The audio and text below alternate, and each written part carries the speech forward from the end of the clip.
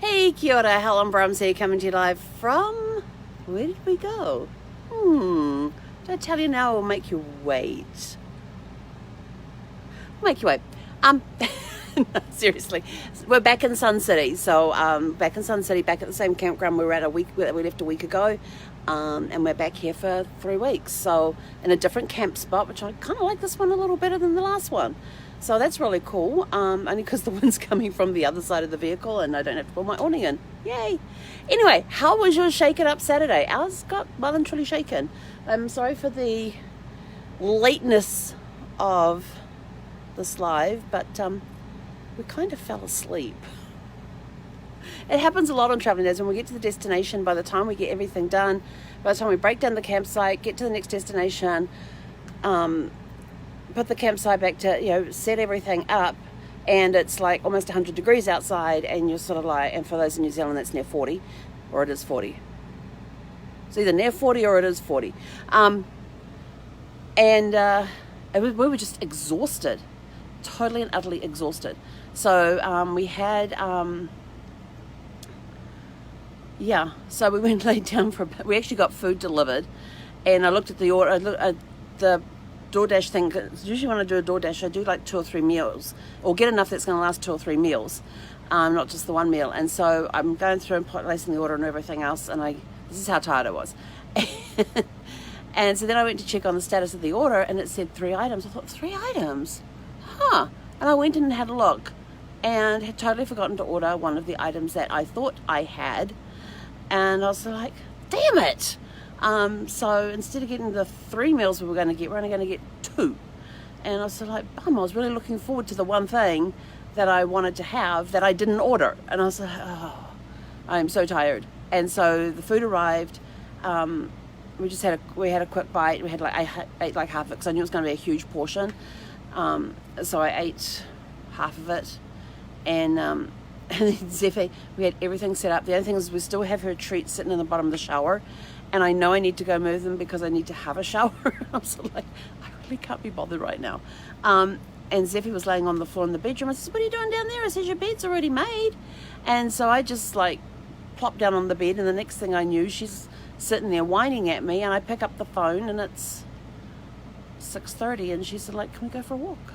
So we just got back from a walk around. It's still pretty warm out there, but it's a great sunset. So I'll be posting that picture shortly.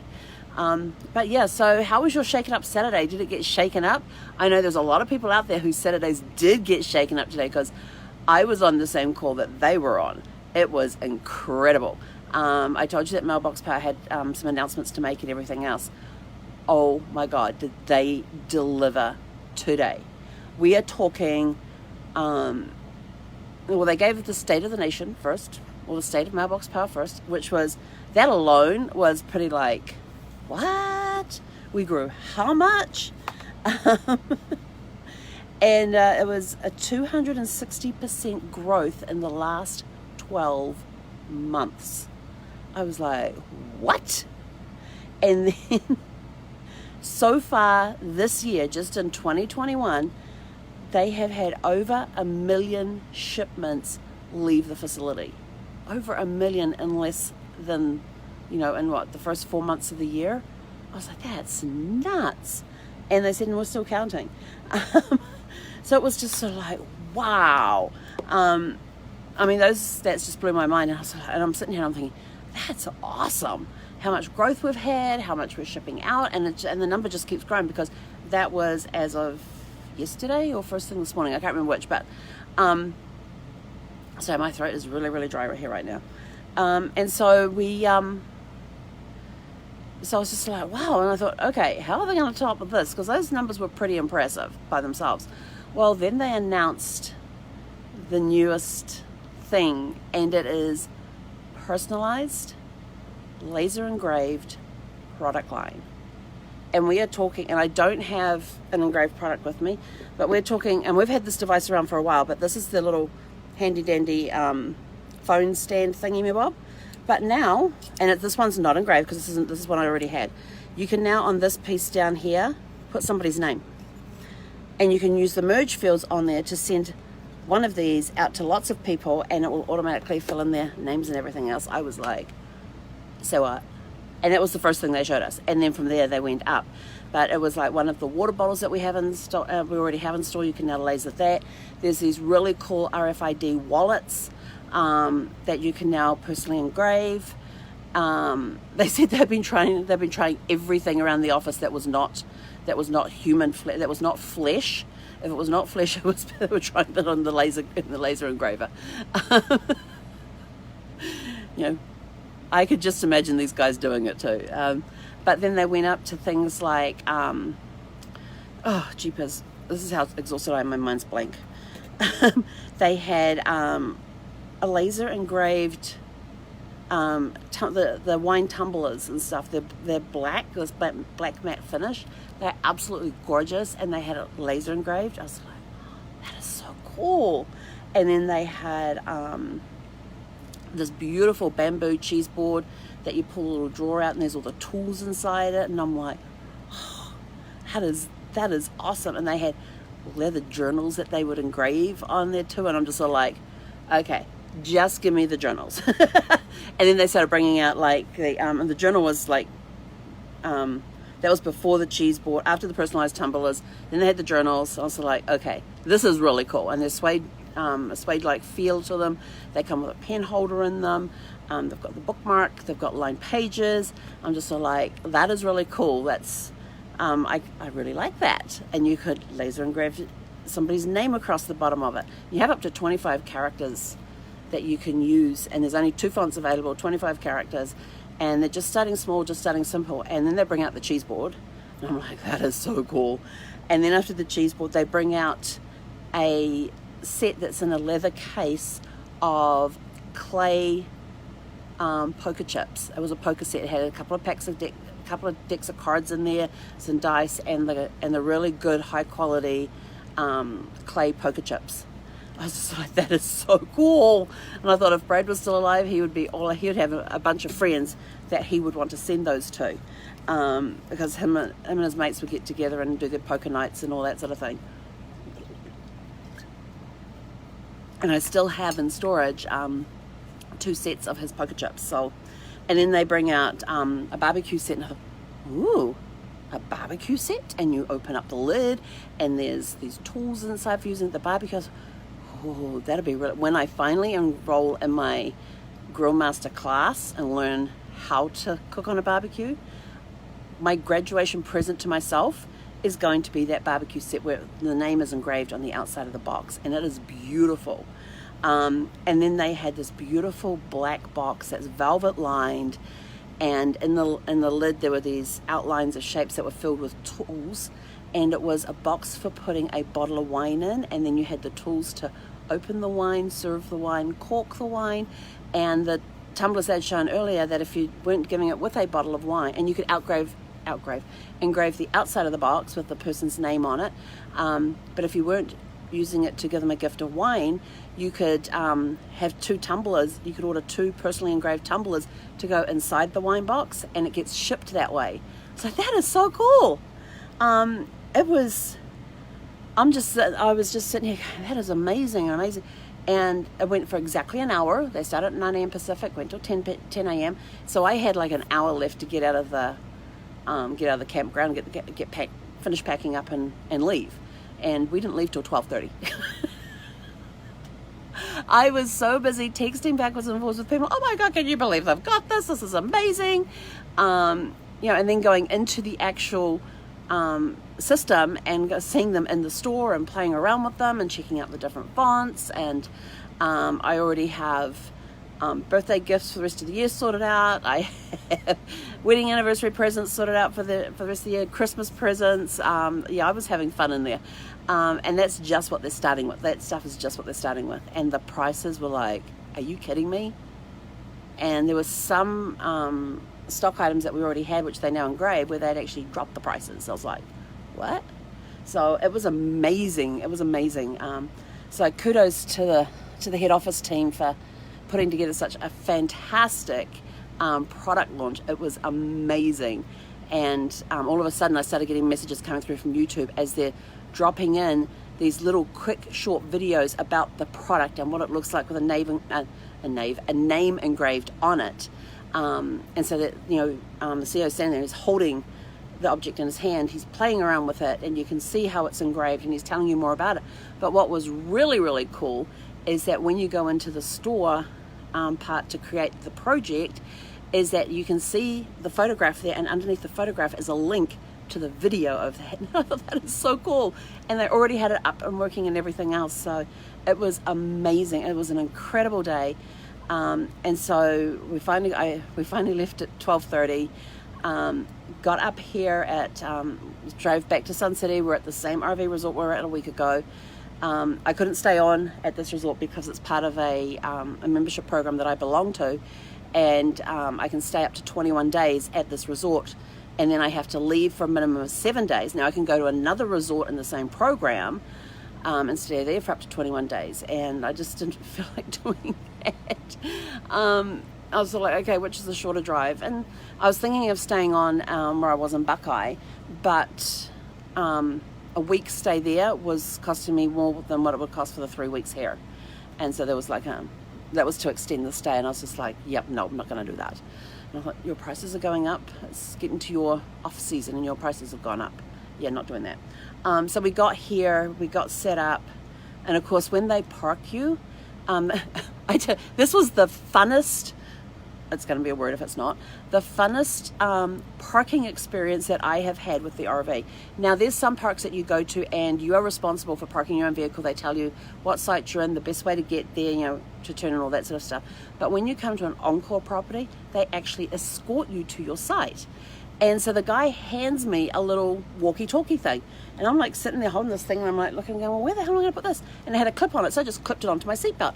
So as we're driving along, now the last time I was here, we did not have the walkie-talkie thing. So as we're driving along, he goes, and over here on the left, we've got the registration office. If there's anything that you need from them, you can just call them. They're open from this hour to that hour. And then over here, see that gap between the buildings there? That's where you go down to the pool and the spa there on the left. And then up here, and then just past that, we've got the laundry. And as we're driving around the park, he's giving me directions, and he said, like, okay, now move over to the middle of the road so that your vehicle will miss the tree that's coming up here. Oh, and watch this piece here. We're going through a dip here. And it sort of looked like where you had like runoff places through the road and stuff. And he's going, okay, we're just going to slow down. We've got a speed hump coming up. We're going to go over. And he's coaching me the entire way, showing me the sights as we go, and then coaching me as we're driving, like move to the middle of the road to avoid that tree. Okay, we're going to have to do a wide, you're going to have to come right over to the left here. So we're going to do a wide swing to the right.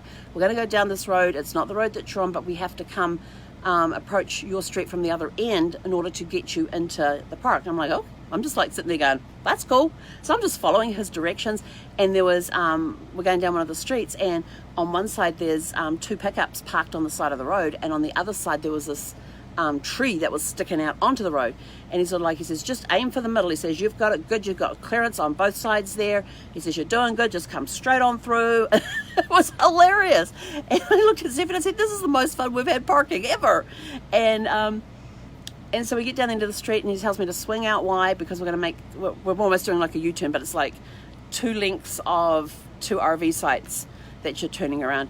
And we come in, and then he says, okay, he says, I'm pulling into where your car would go. If you had a car on the back there, so I'm pulling in where you park the car on your site, because we're now here at the site. And he says, now just go past me. And he's standing at the front of the site. He says, now go past me and aim for that house over there. It was like, perfect. He says, okay, now just give a slight left turn on your wheel and just start back. He says, now that's it. He says, hold it right there and just come straight back for about 4 or 5 feet. Yep, that's it. Okay, now swing it to the right a little bit. And he's telling me which way to turn the wheel. And it was crystal, it's right here, sitting right here on my seatbelt. And he comes and he goes, he says, okay. He says, now you're straight. He says, now just straighten up your wheels. He says, yep, now come straight back.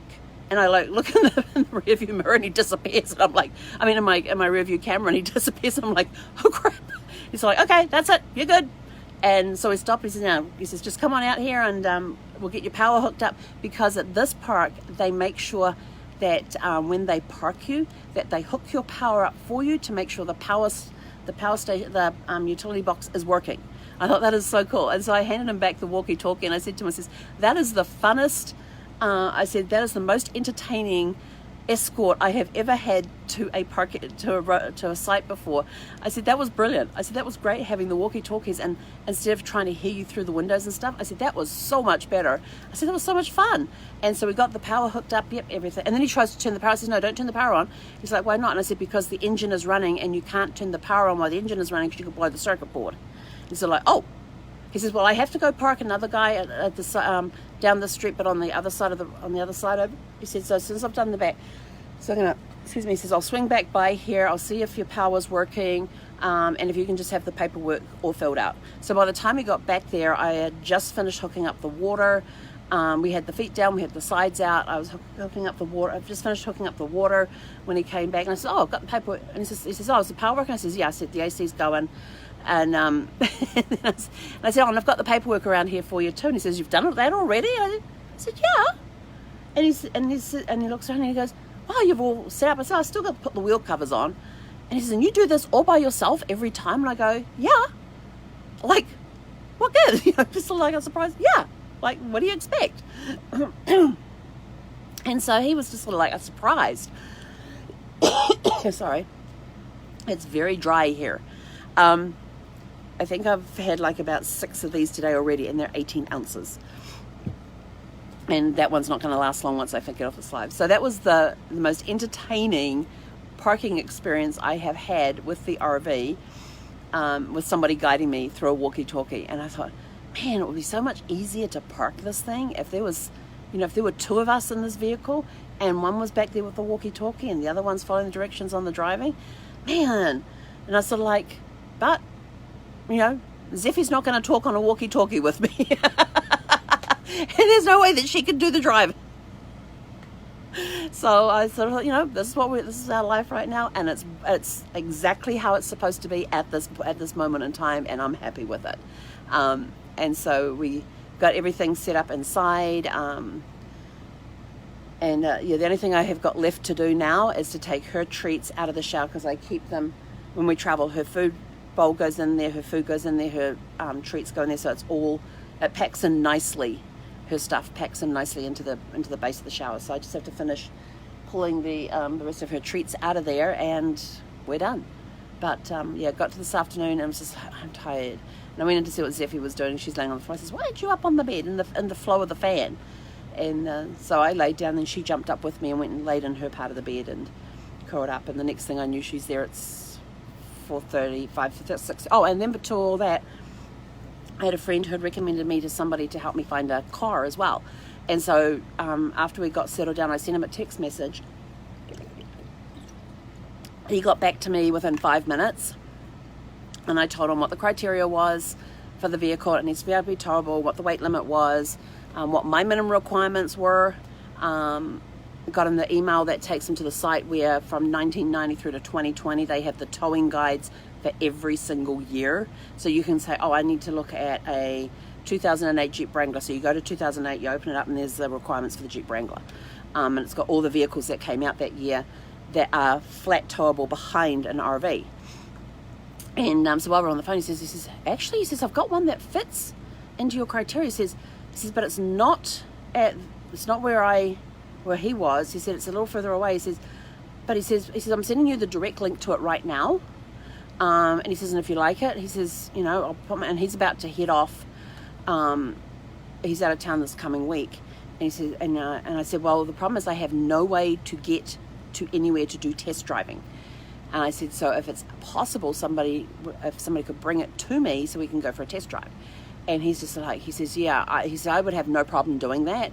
He said, but I'm not sure if somebody else would handle my sale in order to do that for me while I'm out. And I'm sort of like, well then, if there's a way that you can put it, your name on it and hold it till you get back, and then we can arrange that. So he sent me all the specifics for this thing, sent it online. I had a look at it, and I says, okay, my only concern is, gave him a couple of concerns from the photographs that I saw, and he was able to answer those questions. He's sent me over their service department's write up on everything that they've checked, everything they've done, what needs to be fixed on it, and it falls well below my price range limit, and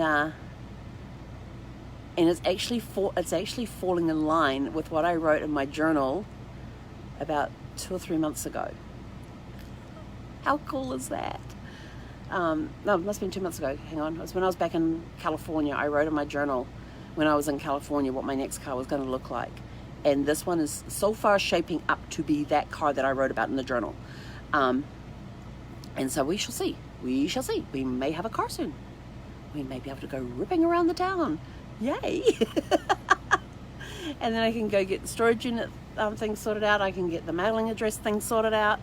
So I'm kind of waiting, and so we'll see. So we've just, like I said, we just got back from a walk. This park does not have a dog park, but they've got lots of grass areas, but no off the leash areas.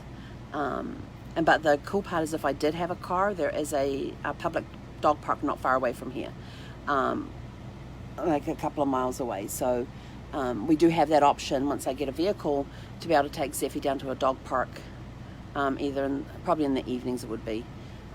So that would be pretty cool to be able to do that. But anyway, I need to go drink a couple of gallons of water. I think I might go pull out the coconut water. But I was going to do Instacart today for shopping, but I was just like, I just don't have the energy. And so I am going to make up my shopping list for tomorrow, and we will get up in the morning when we get up, which for me will probably be 6:30. Knowing me and knowing how I sleep when I turn the alarm clock off, so that because I have an alarm clock. The only reason I use the alarm clock is in case I oversleep, which doesn't happen very often. And so I'm just going to turn it off tomorrow and wake up when I wake up, and normally the alarm clock normally will go off at 5:07 a.m. in the morning. And so I will turn it off, and knowing me, I'll probably wake up around 6:30 in the morning. It's just who I am and what I do. And then we'll probably laze around for an hour or two, and then we'll mosey on up and we'll head on out and go for a morning walk, come back, have breakfast, and then we'll put the shopping order in, and then we're just going to blur for the day. But and today is May 1st. Did you check out our genealogy and history today? Because there are two things in the genealogy and history today that personally affect me. One of them, I will tell you right now, it was on this day in 1984 when I joined the Royal New Zealand Air Force. That was the day I actually raised the hand, did the swearing in process, and that was on a Tuesday. And the weekend, like a week before that, was Easter weekend. And we've been up in Auckland visiting my dad's parents and my paternal grandparents. And we went up there visiting them. And while we were there, my grandmother's Women's Auxiliary Air Force uniform happened to be in-house. And so she had me try it on. And we knew by that point I was already going to be taken, I had been accepted by the Air Force. I had not been given the date of the boot camp. And so she wanted me to try on her uniform that she wore in World War II. And so I put it on all that and got this really great picture of me in her dress uniform, standing out in the backyard with her on one side and Granddad on the other side. And had this picture of me taken. Now, her hat didn't fit. It just kind of just like sat on my head. But that was okay. But it was in the process of, she had just gotten it back from one museum and was going to be donating it to the Royal New Zealand Air Force Museum. And so I got that picture. We got back home on the Tuesday, and in the mailbox was my bus ticket for that coming Sunday to be on the bus down to Wellington, where I would be met by an Air Force driver, taken out to Worcester Bay, which was where the women stayed, was where the women's barracks were for RNZAF base Shelley Bay. And so I got there, met another two girls, Leanne and Maria, met them there. One was they're both from Napier. Jeepers, it's 37 years ago. So that was Sunday. We arrived on the bus, and my recruiting officer had told me, when you get to Wanganui, there's going to be a guy getting on, and this is his name. Well, he gets on the bus. I get to the bus stop in Wanganui, and we've got like about 20 minutes before we leave again. And so I get off the bus, and I see this guy standing there, and I go up to him and I said, are you here to join the Air Force? Are you joining the Air Force? He turns around and says, yeah. And I said, I was told that your name was da-da-da-da. He goes, no, that's not my name. He says, I don't know why he keeps calling me that. And the warrant officer, that was the recruiting officer, he was a sweetheart, he really was. And so his name turned out to be Tom. And so we got on the bus, and unfortunately we couldn't sit together. But when we got down to Wellington, we teamed up together. We found where the driver was. There was a van load of us coming in at that time at Wellington railway station. And so we got there, we dropped the guys off first at Shelley Bay, then they took us around to Worcester Bay, where we were given a room, and there was three of us in this one big room. And it was a lot of fun that first night. And then the next day we got picked up, and they fed us dinner, gave us breakfast the next morning. We got picked up, got taken out to the airport, and Wellington Airport also doubles for, on one side of the airport you have all of the regular public airport, and on the far side they actually had a military hangar there that was for the Air Force, and that was their hangar where they did their own terminal and all that sort of stuff. And so we went into this terminal that they had there, which at the time was this old hangar. They later upgraded it into this nice new facility and everything else. It was gorgeous when they redid it, but it was just a hangar. And we got on and they put us on an Andover, and we had to fly backwards. It was the coolest thing. They had us walk up the ramp because the back end came down and formed a ramp, and they had us walk up the ramp, and we could see all of our luggage sitting on pallets. As we walked up, our luggage was put onto a pallet with all the netting and everything over it, and then they put us in the seats, and we were facing the back of the plane. We got to take off and land like that, and it was awesome. And basically, we were just flying across the Cook Strait to Blenheim, to the Blenheim Airport, which was at the RNZ Air Base Woodburn and the Blenheim Airport were on the same piece of land, and but the base had the public airport on it. So we got there and we were all just milling around, and then this guy comes up with his booming voice, and you're sort of like, what? And I was a very naive 17-year-old at the time, and they get us into these trucks, and we're sitting sideways in the backs of these trucks and with the canopies over the backs of them, the canvas canopies, and they take us over to the General Service Training School. They drive us through the base across the main road to the other side where the General Service Training School is. We get put into this big recreational room area, and we're all like sitting there looking around, and I'm sort of like, what the heck have I gotten myself into? And then we eventually got walked over to the barracks. We had our names called, and as our names were called, we walked over to barracks. We already had the bed assignments there, and there was 4 people to an area. Oh, jeepers, totally forgetting the names of things. Like you walk in, there's the first 4 beds, then there was a half wall, then there was another 4 beds, then a half wall, another 4, and the 4 beds, 2 on each side. And mine was, you come in, and mine was the second one in on the left, on the right hand side was where my bunk space was. And then, what did we do that day? Oh, then we had to go no, that was the next day. And so we basically just got settled in for that night. They took us over to the mess hall, which was back across the road again, and on the base, and we had dinner there, and then they brought us back. And then the next morning they had us get up, and it was now May 1st. It was Tuesday. They had got us up. They took us over to the barrack wardens, which is where we got measured up, issued with our uniforms, our duffel bags, all the stuff that we needed there. So we had all of our uniforms and everything else done. Some people had to have some stuff altered, and so that was all taken into account and everything, because some of the guys had to have the pant legs lengthened, some had to have them shortened. Mine seemed to fit fine. And then we got taken back to barracks, dropped that stuff off, and then we had to go and was that when we went? Oh, then we had to go to one of the classrooms at the General Service Training School, and we got called in by our name, and we had to read the information that was there and then raise our right hand. We got sworn in, and then they took us from there. They took us over to the hospital, where they basically had us come in one end of the hospital and out the other end.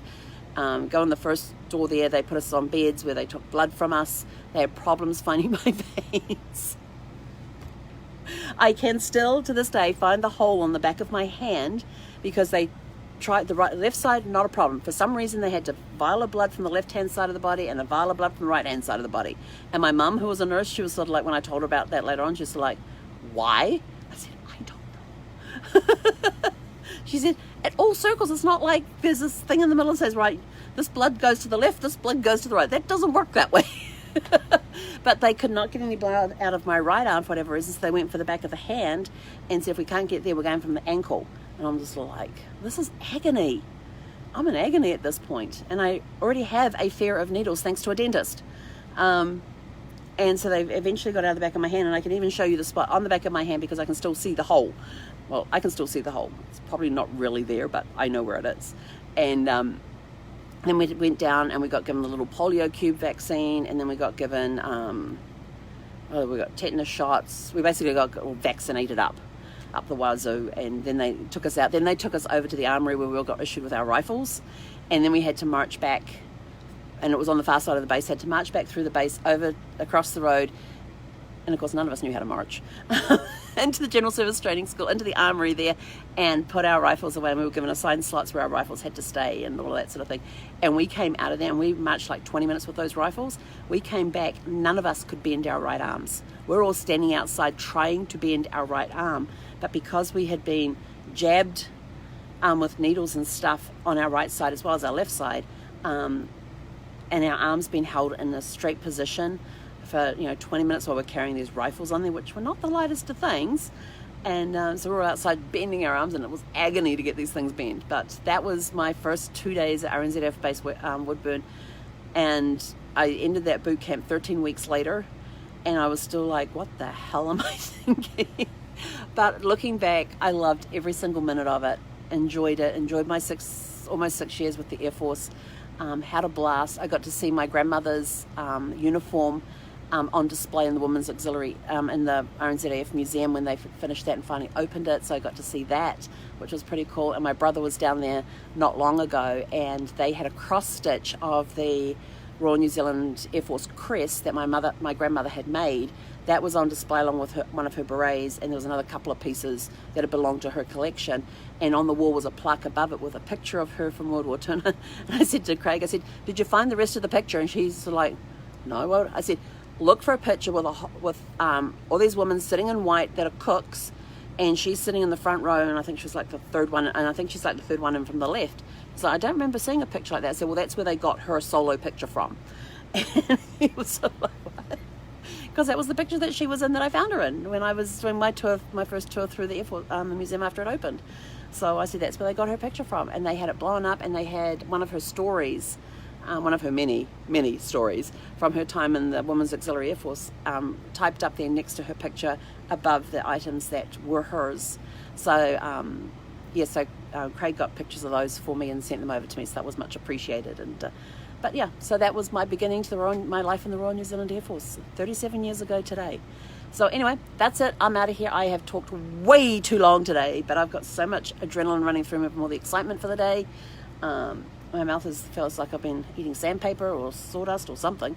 So I'm going to go get me some more water, pull out some coconut water too, I think, because I think I need some electrolytes. Have a super fantastic sparkling evening, and we'll catch you guys tomorrow for Serenity Sunday. Hei konera!